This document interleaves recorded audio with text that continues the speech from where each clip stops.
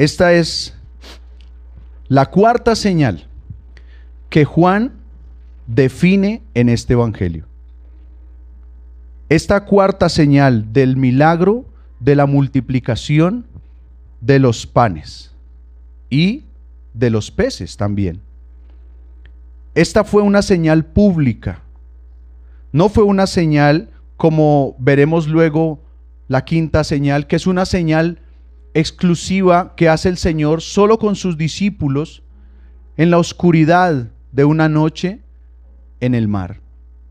Esta es una señal que está haciendo públicamente, que mostraría otra faceta más de su capacidad, de la capacidad que tiene Él, de lo que viene demostrando y que venimos estudiando desde el capítulo anterior.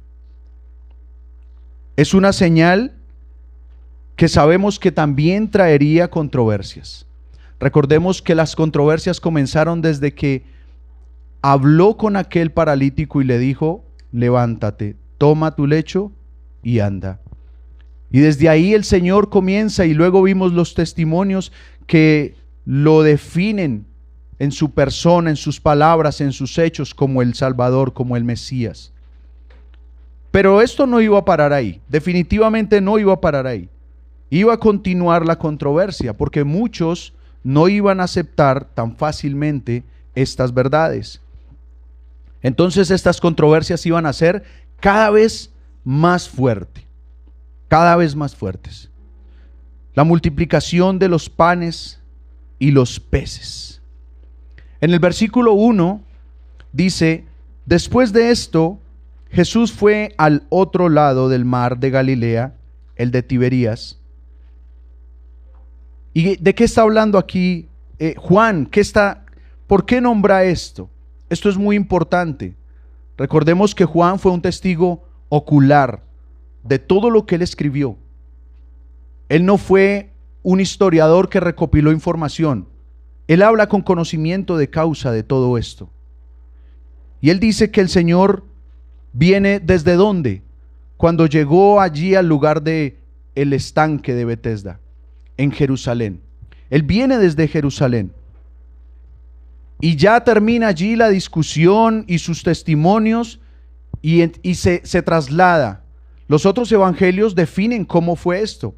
Dicen que él se subió en la barca y se trasladó hacia un lugar desierto, porque había mucha multitud. Y en medio de esto, él se va y cruza el mar de Tiberías, o conocido como el mar, también le dicen de Genezaret. En otros textos dice de Tiberíades. Pero es ese mar de Galilea. Ahora el Señor se encuentra en el capítulo 6, donde comienza esta nueva historia, diciendo: después de estas cosas se trasladó al otro lado del mar. Ahora está en Galilea.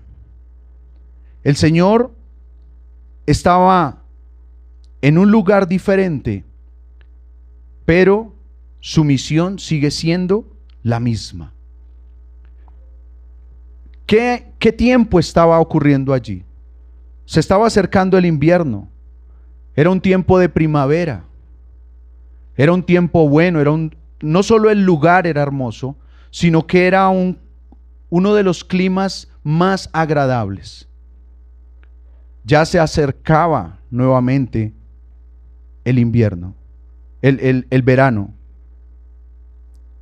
Y en el versículo 2 dice: y le seguía gran multitud, porque veían las señales que hacía en los enfermos. Mire por qué lo seguía la multitud.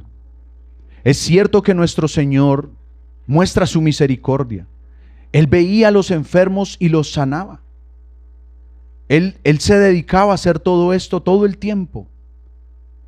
Él nunca ignoró a un enfermo por decir no le interesó, no. Él siempre hacía esto. Pero esto causó que las multitudes lo siguieran. Pero el problema es que la mayoría lo seguía solamente por lo que él hacía, mas no por quien él era realmente, no por lo que él representaba. No estaban interesados en eso, solo muchos lo seguían porque querían de él un milagro. Eso querían de él. Cada uno iba por su necesidad, pero su necesidad material, su necesidad física. Pero ninguno, muy pocos, se acercaban a él sabiendo que él era quien iba a suplir su necesidad del alma, su necesidad eterna, que iba a asegurar a cambiar su destino. Esa necesidad espiritual. Obviamente no tenían el discernimiento espiritual, pero había muchas señales, y esta es una más de las señales que lo define. Pero aún las multitudes que lo seguían no lo hacían correctamente. No lo seguían por lo que él quería que lo siguieran, por lo que él quiere hasta el día de hoy que lo sigamos. Como hasta el día de hoy multitudes lo siguen por los milagros, por las señales. Los de afuera, dice el Señor, buscan señales. ¿En cuántas partes del mundo las personas solo buscan que Dios supla sus necesidades materiales y van a una congregación? Porque lamentablemente hay falsos maestros o maestros mal adoctrinados. No son intencionadamente malos ni falsos, pero están cometiendo un daño terrible, y es mostrar que el evangelio es una capacidad para sacarnos de una situación económica, familiar, como si él fuese nuestro servidor, nuestro mensajero, como si él fuese el genio de la lámpara. Así muestran muchos al Salvador hoy en día. Lamentablemente el problema no es siempre de los que siguen al Señor, sino de los que muestran a un Señor falso, a un Mesías falso. No hablan realmente de cuál es el propósito definido del Salvador. Tenemos que corregir eso. En la iglesia normalmente se predica un evangelio falso. Cuando se dice, acérquese al Señor, que el Señor le cambiará su vida, el Señor le sacará a su hijo de las drogas, acérquese al Señor que le va a sanar de su enfermedad, acérquese al Señor que Él va a cambiar su economía, acérquese al Señor. Acérquese, ¿por qué? ¿Para comerse un pedazo de pan? ¿Para comer un pedazo de un pez? ¿Y después qué? ¿Se van llenos? ¿A dónde? Al infierno. Eso es un falso evangelio. Tenemos que mostrar realmente el propósito del Señor y la verdadera necesidad de nosotros. Porque las necesidades materiales no son la prioridad del Señor para nosotros. La prioridad es nuestra alma. Sí, a Dios le importan nuestras necesidades materiales, físicas, pero primero el alma. Si no fuese así, entonces no estuviera escrito en la palabra del Señor: busquen primeramente el reino de Dios y su justicia, y el que comer, el que beber o el que vestir vendrá por añadidura. Entonces ahí entendemos las prioridades, pero en este tiempo de allí del Señor, la multitud lo seguía. Sin embargo, en muchos de ellos sí había una buena intención. De hecho, había una tristeza enorme. En la gran mayoría de los que estaban siguiendo aquí al Señor y se agolpaban sobre Él, tenían mucha tristeza. ¿Por qué tenían tanta tristeza? Por la muerte del Bautista. Muchos de ellos estaban lamentando que al Bautista lo acababan de decapitar. Esto para ellos fue impactante. Y no solamente porque lo amaban, lo apreciaban, sino por el mensaje que él transmitía. Había un gran interrogante a causa de la muerte del Bautista en todos estos judíos. ¿Por qué era su interrogante y su tristeza? Porque tenían incertidumbre, porque tenían preocupación y angustia por el futuro de aquel movimiento que había comenzado el Bautista.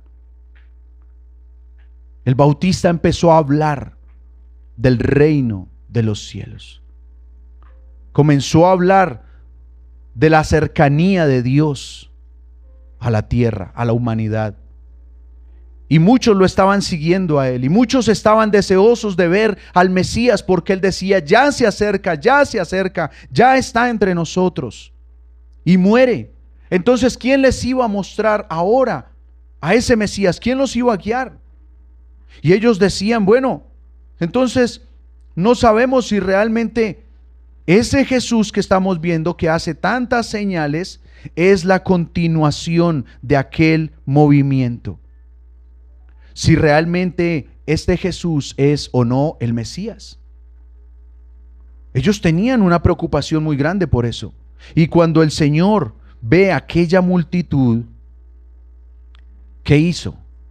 Se separó un poco de ellos. Eso dice la cita. Versículo 3. Entonces subió Jesús a un monte y se sentó allí con sus discípulos.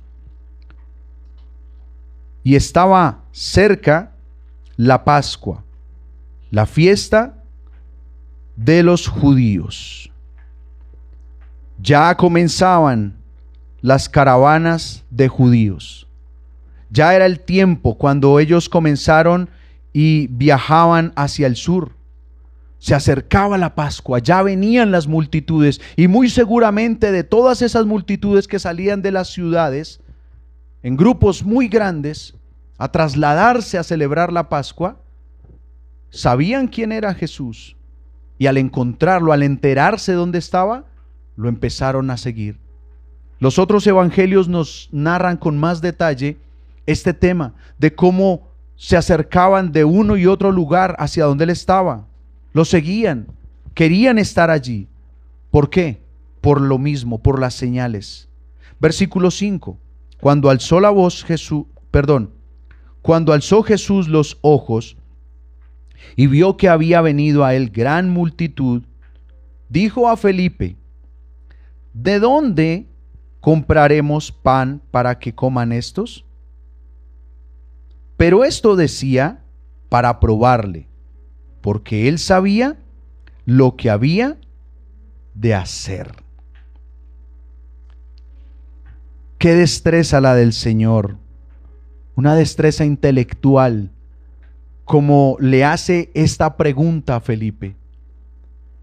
Parecía que estaba preocupado, pues de hecho sí se ocupó de la situación, pero parecía que no entendía y no sabía qué hacer en esta situación. Pero el Señor realmente lo único que está haciendo es provocando un tema. Él plantea un tema, Él solo le dice: ¿cómo vamos a hacer para alimentar a esta gente? ¿Qué opinas, Felipe? ¿Tú qué dices? Y ahí estaba el otro Andrés al lado. Y el Señor solo hace esta pregunta para inmediatamente iniciar una conversación sobre un tema muy importante que también tiene que ver con el Mesías, con ese plan, con ese propósito del Señor. Por primera vez se menciona la palabra pan en toda esta historia. Es la primera vez que se menciona esta palabra. Y no solamente se menciona por primera vez acá, sino que si usted hace cuenta, de acuerdo a la Reina Valera, más o menos 21 veces se cita esta palabra pan. Pero es la primera vez que se anuncia, y esto no es casualidad porque se habla tanto de esta palabra. El Señor sabía lo que iba a hacer. El Señor no ignoraba lo que tocaba hacer allí, cuál era la situación, cuál era la circunstancia, cuál era la salida. Él lo sabía. Él ya sabía lo que iba a predicar. Esa situación de esas multitudes alrededor no fueron una casualidad. Fue un plan, un propósito. Dios permitió que se agolparan multitudes alrededor de Él. No solamente para ser saciados en ese momento, porque si fuera de esa forma, Dios los lleva y les provee. Dios hace llover sobre buenos y malos. No necesariamente tenían que estar ahí al lado de Jesús para comer. De hecho, los reunió a todos ¿en dónde? En un desierto. Allí los reúne donde no había nada, no había opciones para comer. Y los pone a todos alrededor de uno solo, de Jesús.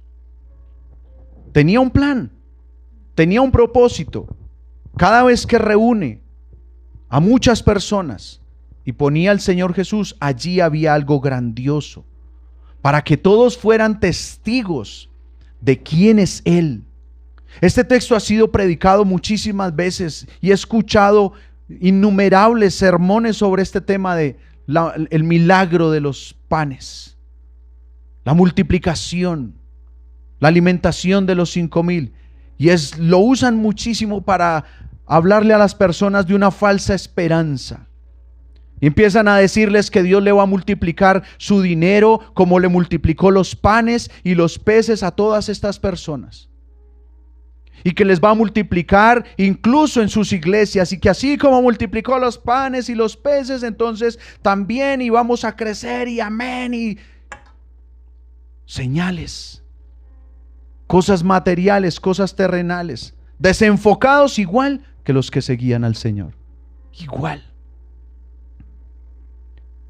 Pero la realidad de esto es otra, y el Señor ya sabía de antemano las controversias que incluso se iban a comenzar a desatar después de esto. Otra vez sabía esto el Señor. Tengamos en cuenta algo, que el gran tema de este capítulo 6, todo el capítulo habla sobre 3 cosas importantes: sobre comida, sobre comer y sobre beber. Ese es el tema: comida, comer y beber. Según el versículo 10, había en aquel lugar 5,000 hombres. Y según los otros evangelios, dice que sin contar mujeres ni niños. Así de que eran miles de personas los que estaban allí. De acuerdo a algunos teólogos, historiadores entendidos en este tema, calculan que había entre 15,000 y 20,000 personas realmente en ese lugar. ¿Era multitud? Algunos dicen no, la multiplicación de la alimentación de los 5,000, pero eran muchos más. ¿Cómo estaba el tiempo allí?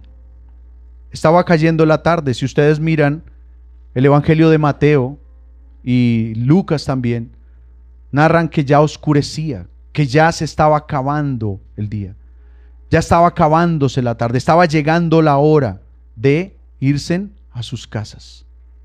Ya era muy tarde, ya estaba empezando a entrar la noche. Ese era el ambiente en que estaban allí, en un desierto. Y el Señor se preocupa en ese momento y dice: bueno, aquí tenemos una multitud alrededor, y todos estos están aquí viendo cómo sano a muchos, viendo milagros, pero ellos también necesitan comer. Y dice el Señor: para que comiesen algo, ¿qué vamos a hacer?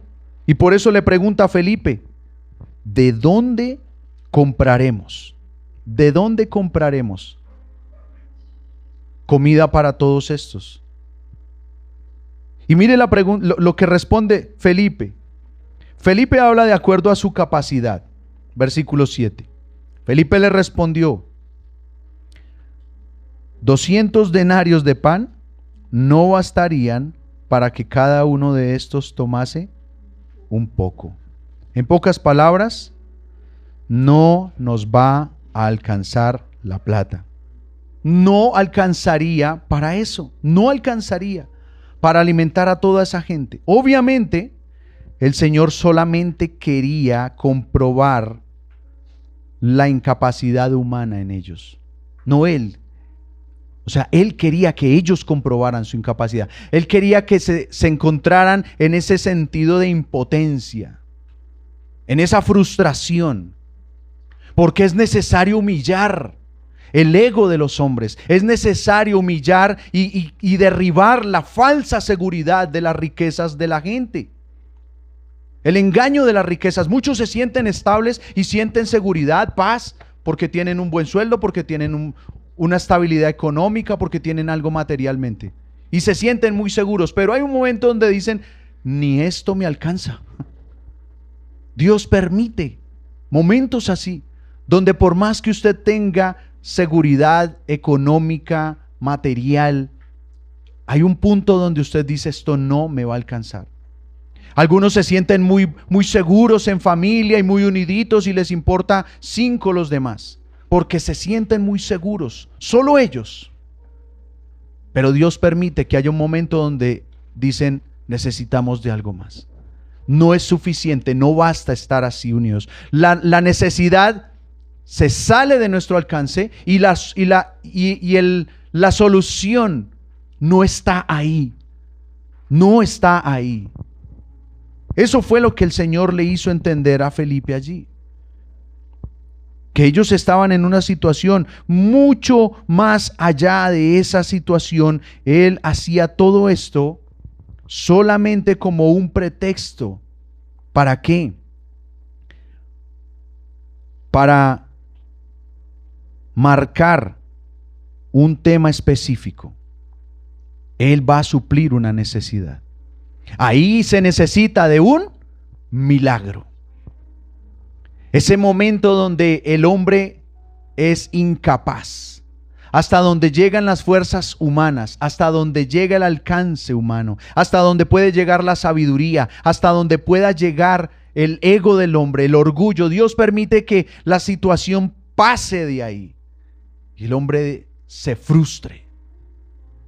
Y no es que Dios se goce en humillar, sino que Dios necesita humillar el ego del hombre para que el ser humano entienda que necesita de alguien más y que hay alguien por encima de ellos. Que hay alguien con poder real para suplir esa necesidad. Se necesita de un milagro. Lo que es imposible para los hombres, dice la Escritura, es posible para Dios. Entonces esas situaciones donde decimos, es imposible salir de esto, ahí seguramente está el Señor esperando que acudamos a Él, que confiemos en Él. Ahora, surge allí otro discípulo del Señor. Versículo 8. Andrés, hermano de Simón Pedro, le dijo al Señor, aquí está un muchacho, ese es un niño, que tiene 5 panes de cebada y ¿cómo los nombra? 2 pececillos. Mas, ¿qué es esto para tantos? ¿Sí ve? Ya estaba observando, mientras el Señor hizo la pregunta y Felipe estaba haciendo cuentas, quizá Andrés ya sabía que ese dinero no iba a alcanzar.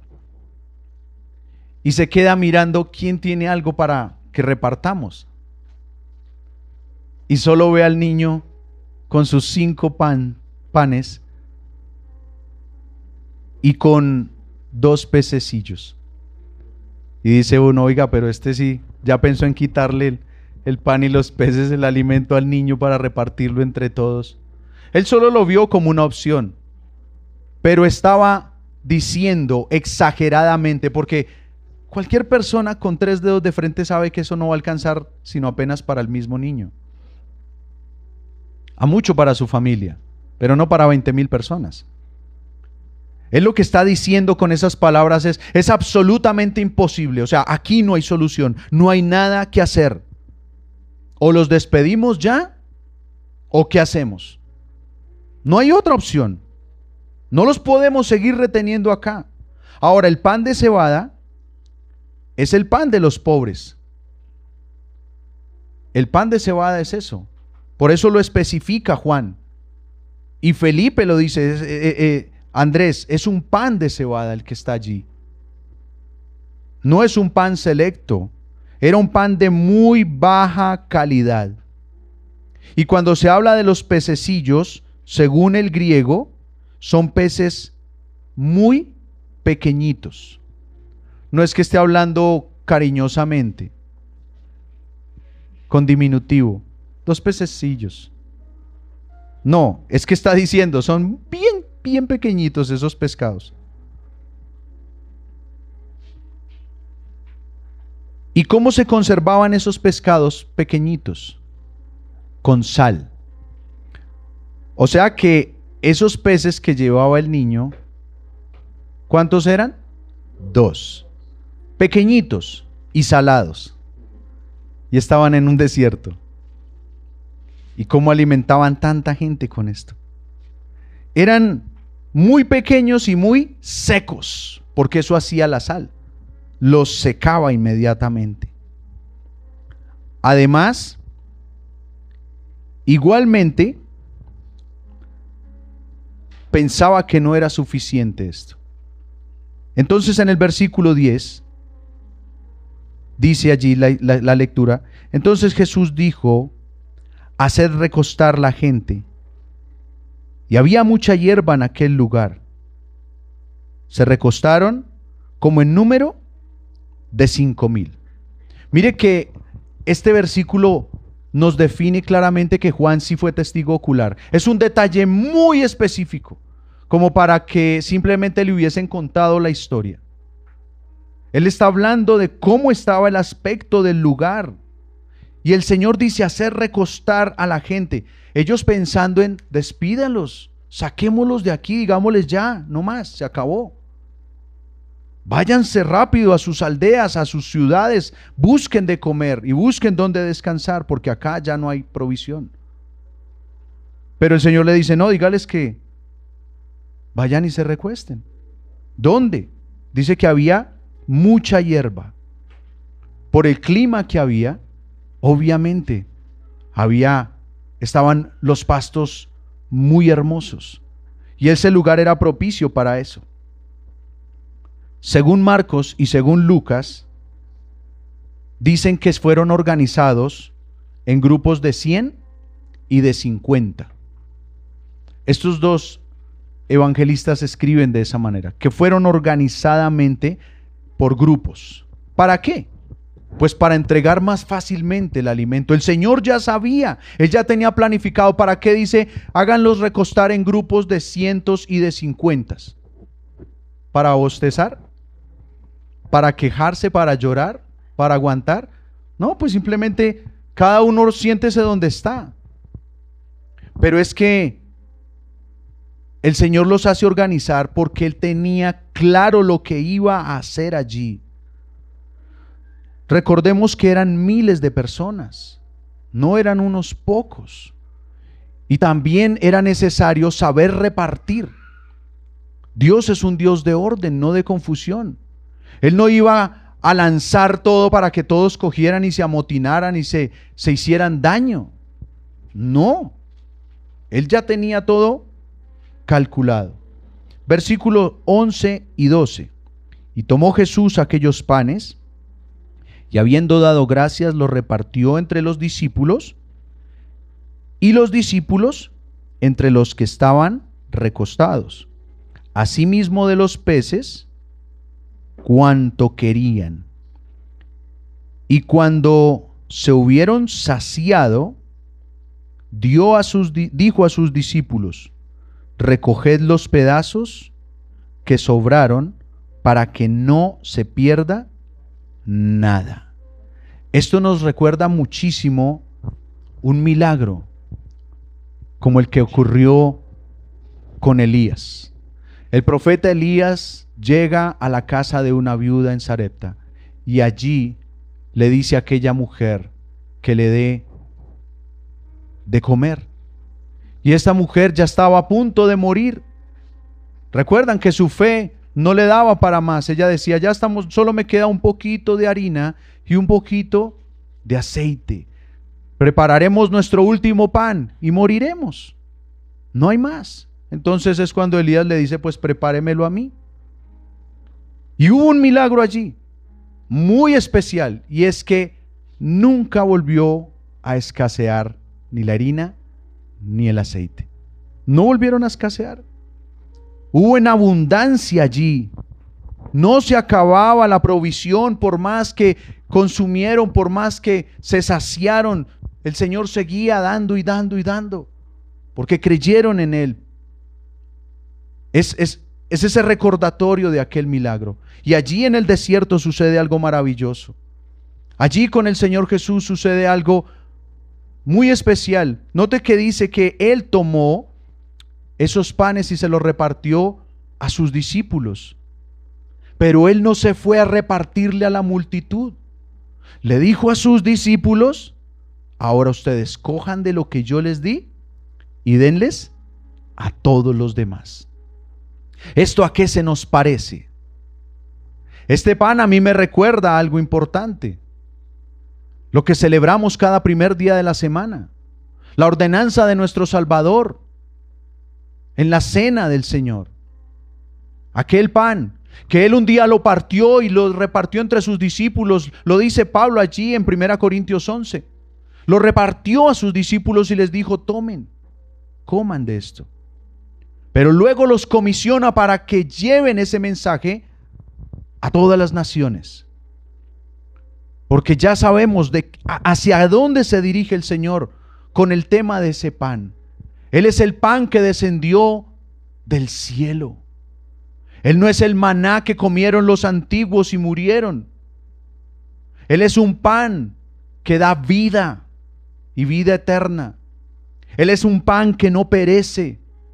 Él es ese pan que dice Isaías que fue primeramente procesado como el grano de trigo, que fue molido y fue pasado por el fuego para que nosotros podamos tener esa provisión.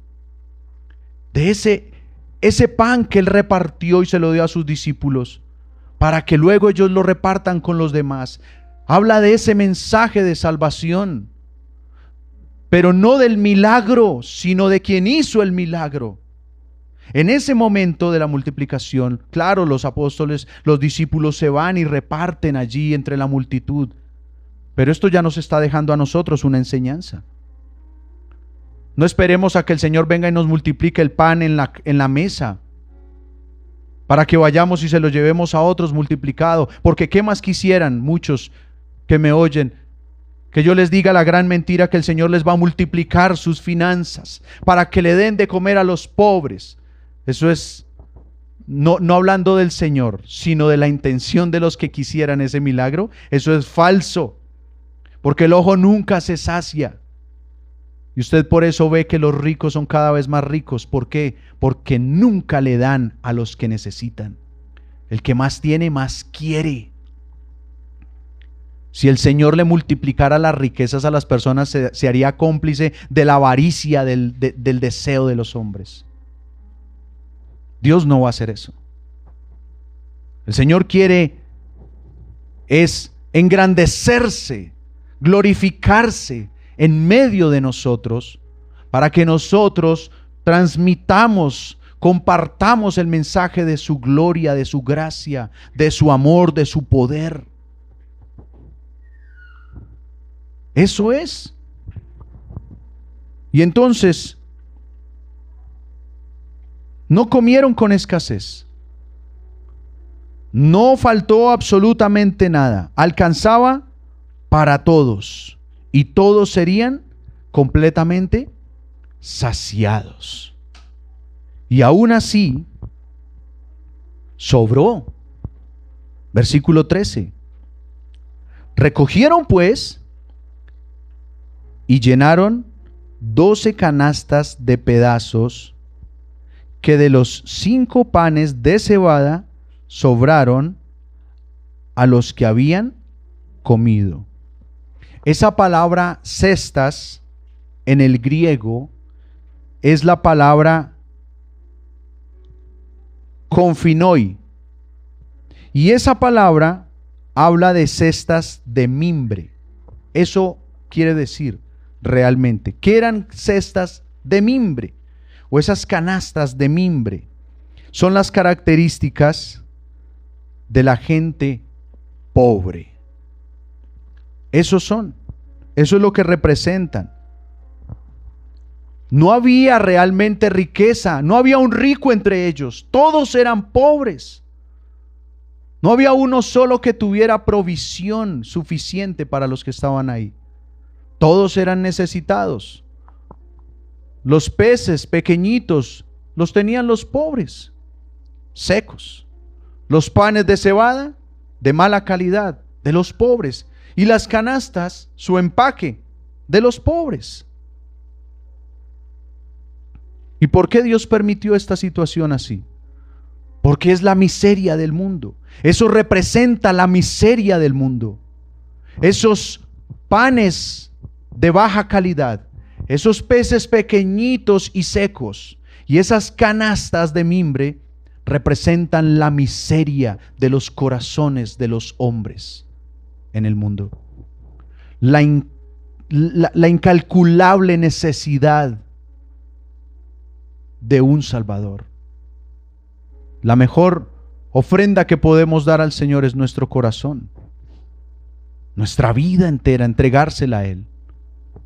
Es lo que Él demanda de nosotros realmente. Entonces, en medio de tanta pobreza, recuerde estos números: 5 panes de cebada, 5,000 hombres y aún más, y 12 cestas llenas que sobraron. Seguramente el Señor repartió estas 12 cestas, una para cada discípulo. Algunos consideran que esto representa la provisión de Dios para cada una de las tribus de Israel. Otros consideran que es la provisión de Dios a cada discípulo para que repartiesen, como luego estaba visto allí en Hechos, cuando el Señor les da la promesa del Espíritu, de cómo les iba a dar su provisión suficiente, y les decía: por tanto, id a todas las naciones y llévenles de lo que yo les doy. Lo que de gracia recibimos, darlo de gracia. Si los discípulos del Señor se cogen cada uno su pedazo de pan y su pedazo de pescado y se lo comen, los demás quedan sin provisión. Pero ellos obedecieron al Señor. Ellos tomaron del pan, tomaron su pedazo de pescado, comieron un poco, no se lo comieron todo. Pero nada más piense: 5 panes y 2 peces entre 12. Ya era poquito. Y cada uno calcula el pedazo que cogió. Recuerde que los pescados eran pequeñitos. Y aún así, solo lo probaron un poco. Y luego empezaron a repartirlo por grupos, como el Señor le dijo que se organizaran. Y me imagino a cada uno lo mandó a un grupo. Y como esto empezó, los demás aprendieron, tomaron un poco y le dieron al otro, comía un poco y le daba al otro, comía un poco y le daba al otro. Y cómo se fue transmitiendo el milagro de mano en mano, de boca en boca. Así se comparte el Evangelio. Así se transmite la palabra del Señor, el pan de vida. No solo de pan vivirá el hombre, sino de toda palabra que sale de la boca de Dios. Y si nosotros nos cruzamos de brazos, como dice el apóstol Pablo, ¿cómo oirán si no hay quien predique? No hay salvación si no hay predicación del Evangelio. Tienen que ser enviados los que van a predicar. ¿Y quiénes están llamados a predicar la palabra? Todos los que somos salvos, todos los que hemos recibido por gracia esa palabra, ese mensaje, ese milagro, todos los que hemos sido saciados, todos los que hemos sido bendecidos por la gracia del Señor, podemos bendecir a muchos más.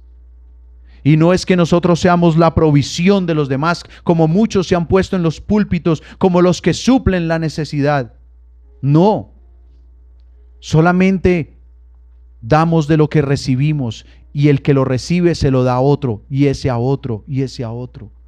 Y de esa manera es que corre la provisión de Dios sobre la humanidad. la provisión de la sanidad, la provisión del alimento, saciar la necesidad del ser humano, sanar la herida mortal del pecado y darles libertad a los cautivos. Ese es el mensaje. Ahora el Señor, ¿por qué le dio esto a los discípulos también? Para que ellos recordaran. A cada uno se cree que le entregó una cesta y les dijo, recuerden, para que nunca olvidaran lo que había sucedido en aquel desierto. Sin duda, luego del asombro de toda esa multitud, porque se asombraron, cuando vieron que empezaron, ahora solo lo probaron y ya y quedaron con hambre. No, ¿qué dice? Que se saciaron, comieron hasta saciarse. O sea que esto fue realmente algo milagroso. Y esto trajo una enorme alegría a todos los que estaban allí. Estos empezaron a reconocer la grandeza de lo que estaba sucediendo en ese lugar, cómo desde lo más simple estaba ocurriendo algo extraordinario. Cómo estaba sucediendo algo sin precedentes en ese lugar, una señal que marcaba definitivamente que Jesús era más que un hombre común y corriente. Una señal que marcaba una vez más que el Señor era más que un líder, era más que un profeta como Juan, aunque Juan era admirado, el Bautista. Pero el Bautista no hizo lo que hizo nuestro Señor Jesús. Y ellos estaban admirados de ver esto. Era una evidencia más del Dios creador en acción en ese lugar. Se estaban dando cuenta quién era el dueño de la vida, el dueño de todo, el creador de todas las cosas. Ellos estaban dándose cuenta de esto. Entonces en el versículo 14 dice, aquellos hombres vieron la señal que Jesús había hecho y dijeron, este verdaderamente es el profeta que había de venir al mundo.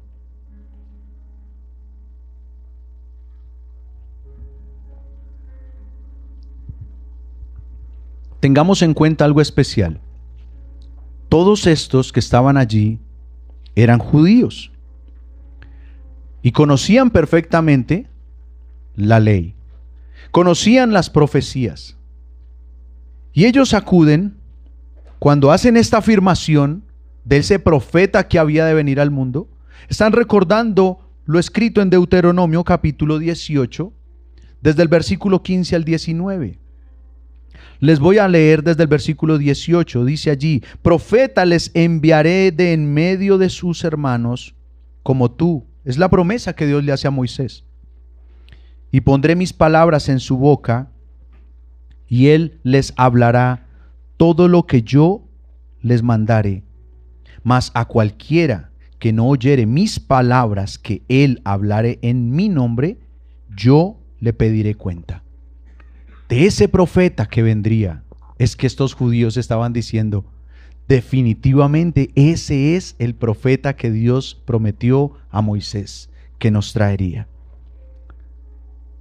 Estos hombres ya estaban convencidos quién era él, que este era el profeta, no un profeta, porque profetas había muchos, incluyendo al Bautista, aunque fue el mayor de todos, pero ni siquiera lo pusieron al nivel. Ahí ya dijeron, este es el profeta. Y todos ellos conocieron al Bautista, les dije anteriormente, estaban tristes por la muerte del Bautista. Y ellos nunca dijeron, este es el profeta que prometió Moisés. Sabían que había alguien más. Ellos seguían al Bautista porque el Bautista les hablaba del verdadero profeta que vendría.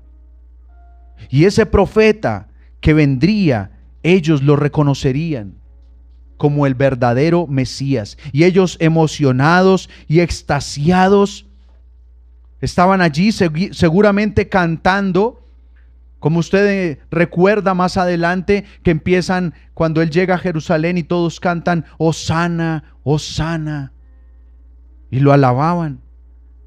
Quizá estas multitudes se agolparon sobre él y venían hacia él con una seria intención. ¿Cuál era? Versículo 15, para apoderarse de él y hacerle rey. Esa era la firme intención de estos hombres, porque reconocieron quién era. Dijeron, seguro que este sí es el profeta que había de venir hacia el mundo. Y no iban a perder la oportunidad, no lo iban a dejar ir, pero en medio de ese entusiasmo popular, el Señor, ¿qué hizo? El Señor paró toda esa algarabía. Cuando él vio que se venían todas esas multitudes hacia él, volvió a retirarse al monte, él solo. Después llegan sus discípulos allí y luego continúa la historia más adelante. Cómo ellos descienden, se suben a sus barcas y se van por el mar. Pero el Señor se queda allí. En ese momento el Señor se fue de allí. Ahora, hagámonos las siguientes preguntas. ¿Qué quería el Señor enseñarnos con todo esto? ¿Qué quería mostrar el Señor en esta situación de ese milagro de los panes, de los peces? ¿Qué quería mostrar? Primero, ¿qué es lo que el Señor quiere mostrar? Una vez más, que Él es Dios. Tanto que lo notaron, fue tan evidente que ellos se dieron cuenta que Él era realmente el Mesías, Dios hombre, el Hijo de Dios que vendría a reinar. Ellos lo identificaron, el verdadero Dios en su omnisciencia. Él lo sabía todo. Allí se dieron cuenta que Él es Dios, porque solo Dios es omnisciente, el que sabe todas las cosas. El Señor ya tenía todo calculado. No solamente omnisciente, sino que es omnipotente. Él hizo un milagro que nadie podría hacer.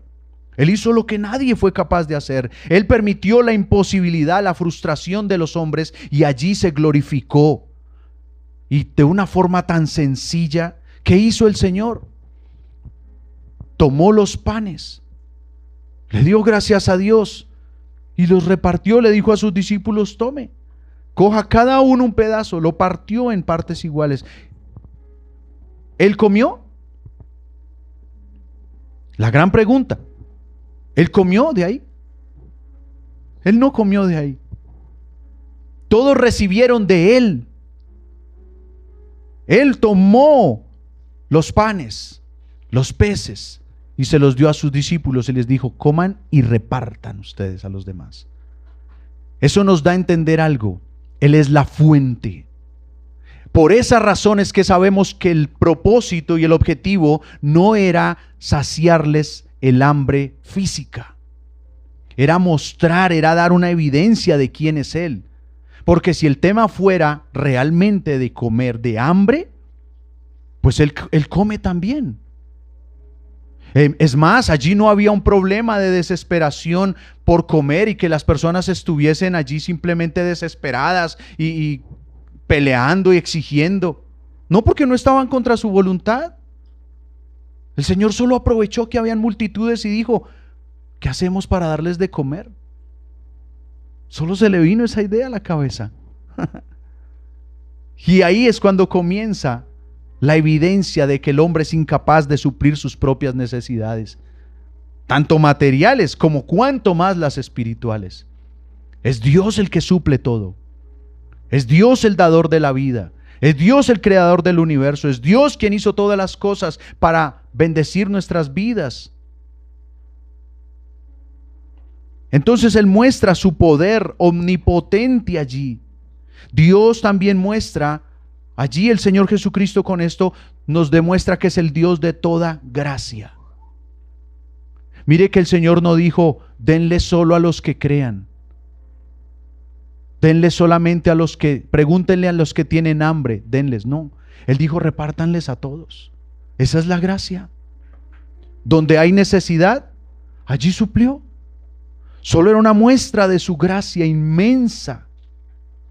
¿Quiénes merecían comer ahí? Ninguno. Pero el Señor les dio a todos.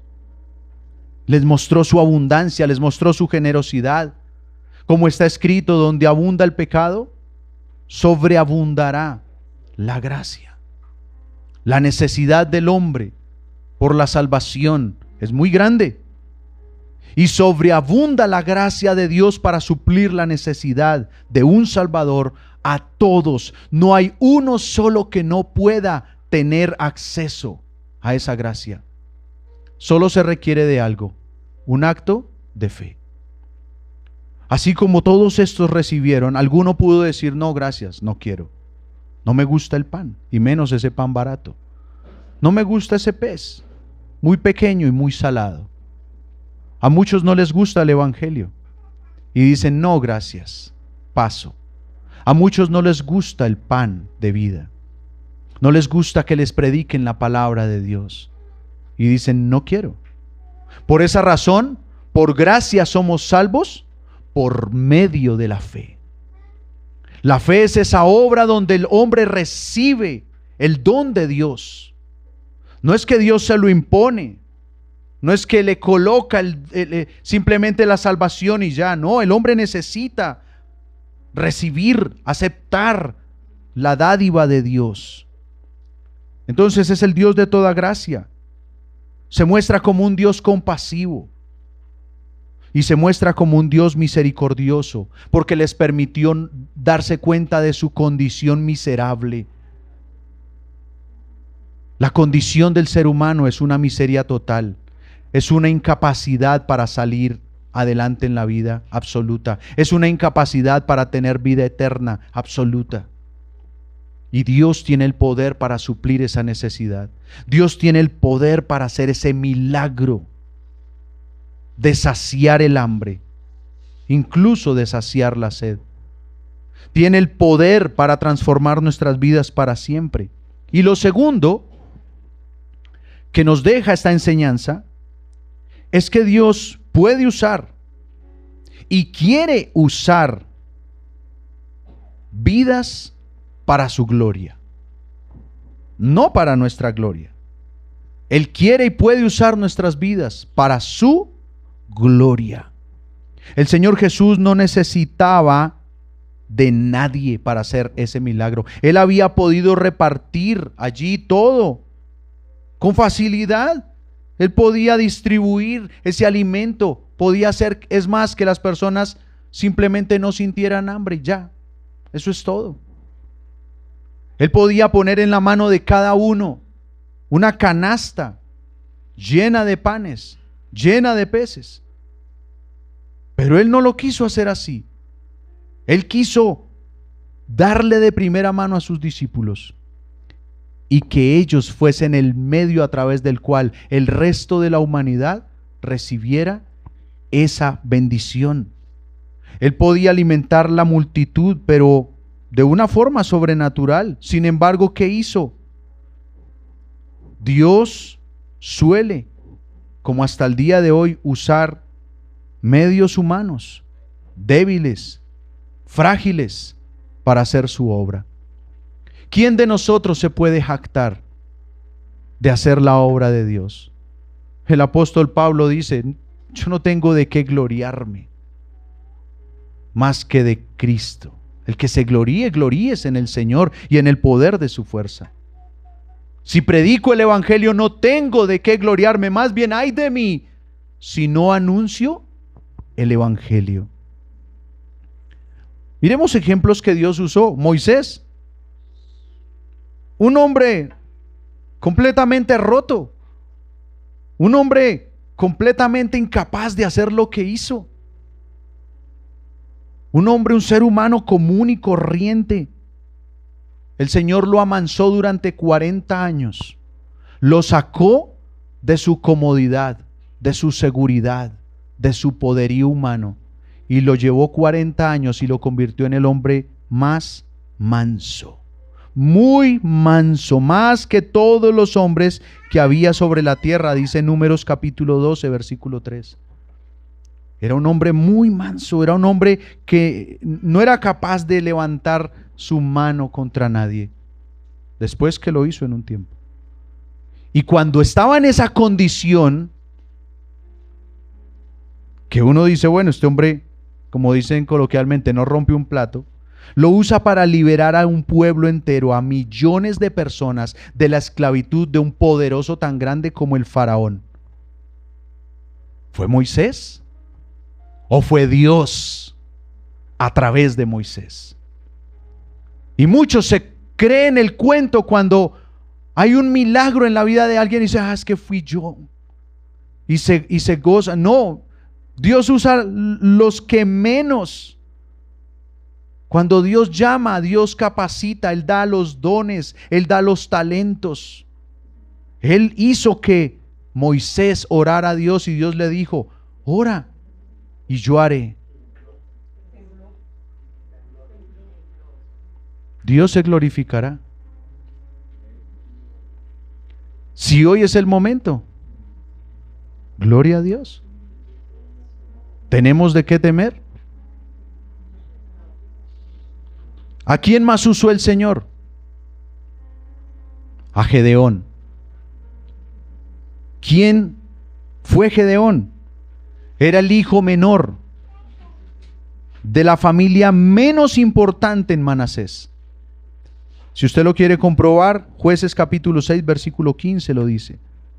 Y a este pequeño de la familia más insignificante lo usa para liberar a Israel de los madianitas. ¿Gedeón fue un grande? ¿Moisés fue un grande? No, no era nada. Estaban en las manos de un Dios grande, del Dios todopoderoso. Usó a David también. ¿Quién era David?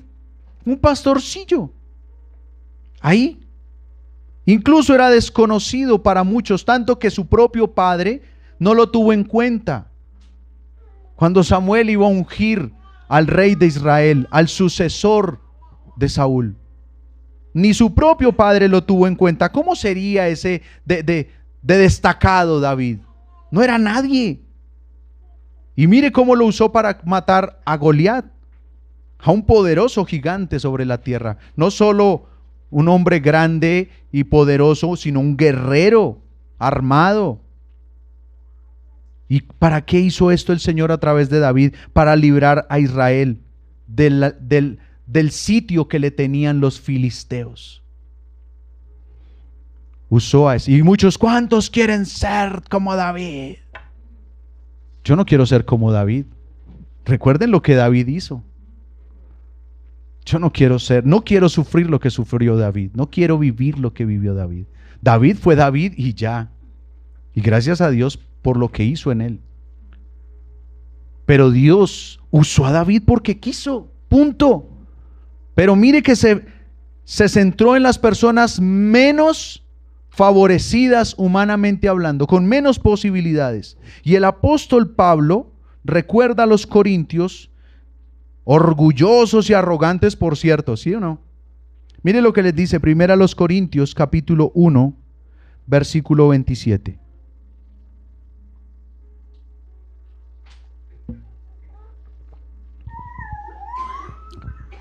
Lo necio del mundo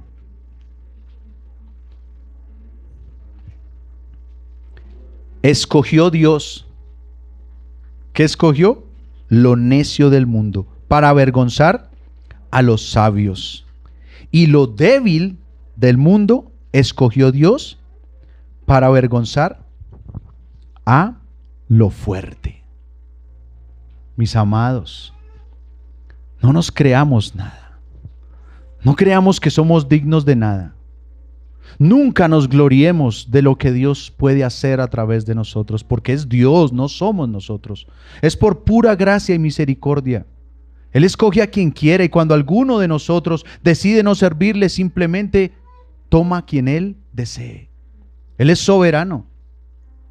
Pero también tenga en cuenta otra cosa muy importante, mi amado que me escucha.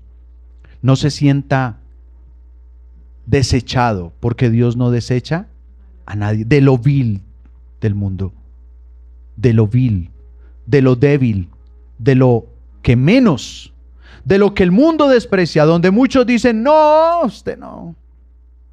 Quizá usted puede decir, yo estoy muy lejos para ser usado por Dios. No subestime el poder de Dios.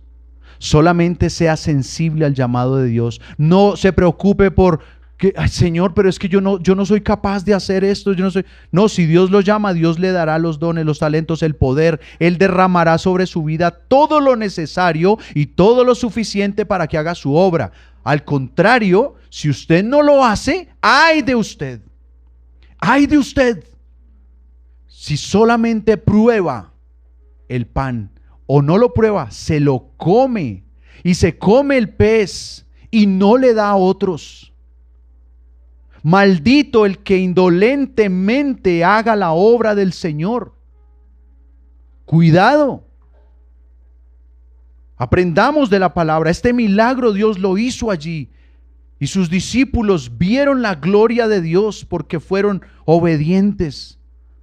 Porque no se pegaron como muchos hoy en día. Dicen, no, yo tengo suficiente, yo soy salvo y ya. Y a nadie le comparten de esa gracia, de esa bendición, de ese poder, de esa paz.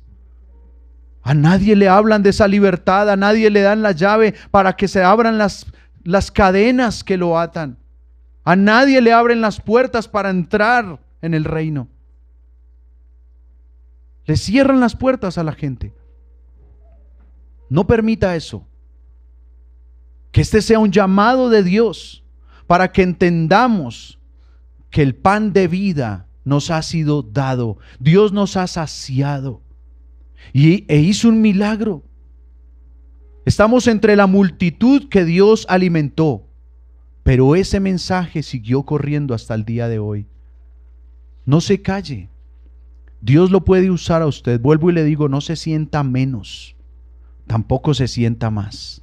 Ninguno tenga un concepto de sí mismo más alto del que deba tener. Solo el grande, el poderoso, el majestuoso es Dios, nuestro Señor Jesucristo, que envió su Espíritu para capacitarnos, para darnos la iluminación suficiente, para saciarnos, para consolarnos, para darnos su paz, pero para que la compartamos con todos los que no conocen y están en medio de una necesidad, en medio de una miseria como en la que estuvimos antes de conocerlo a Él. Vamos a compartir de ese pan. Vamos a compartir de ese alimento. Vamos a hablar de ese milagro. Vamos a transmitir ese mensaje. No nos quedemos cruzados de brazos. Acabó de temblar. Si nosotros nos vamos, gloria a Dios, sabemos cuál es nuestro destino. ¿Cuál es el miedo?